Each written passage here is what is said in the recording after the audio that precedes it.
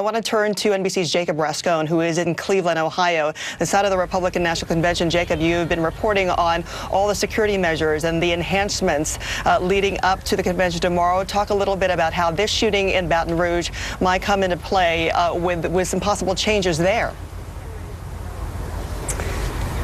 So now we have an update from the president of the Cleveland Police Patrolmen's Association, Steve Loomis. He's asked that the governor suspend the open carry law during the convention in the event zone, which is where the protesters will be, citing security concerns among his officers. Now, the governor of John Kasich, his office, sent a statement in response to this, saying that law enforcement is a noble, essential calling, and we all grieve that we've seen again attacks on officers. Ohio governors do not have the power to arbitrarily suspend federal and state constitutional rights or state laws as suggested. When asked about that, Steve Loomis, the president of this union, this association, tells me that if the governor doesn't feel he has authority to suspend the open carry law in that zone, then he should talk to somebody who does. He mentioned that, of course, as we know, the Secret Service secure zone does not allow open carry.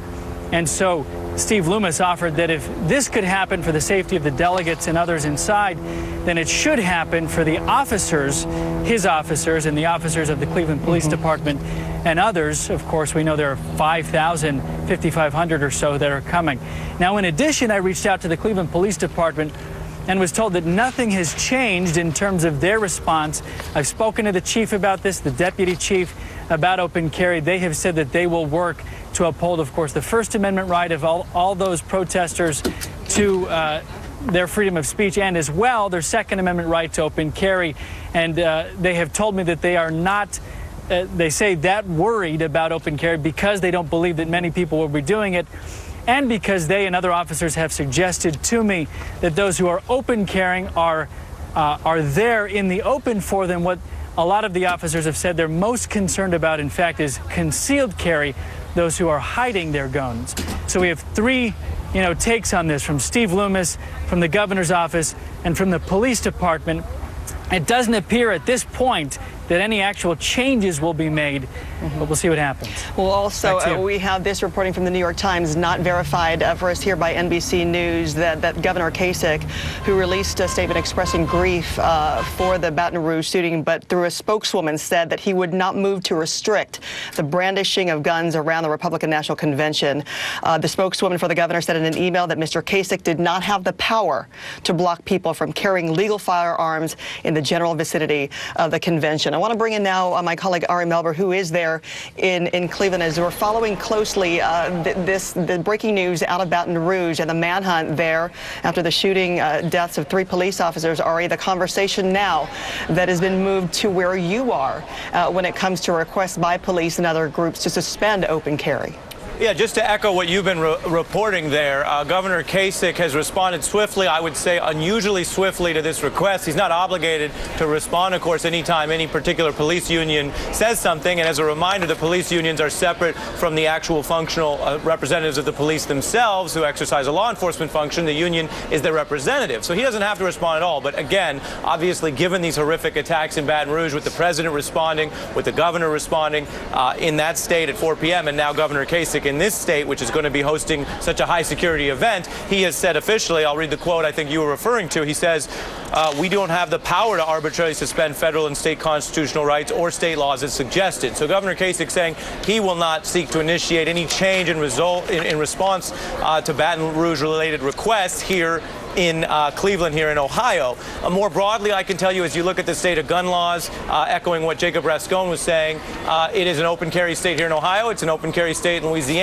And even furthermore, Louisiana is a state that is relatively permissive or relatively pro-Second Amendment, depending on how you want to put it, regarding the access to weapons. You don't need any kind of permit for open carry. You don't need a permit for a handgun. You don't need a permit for a long gun.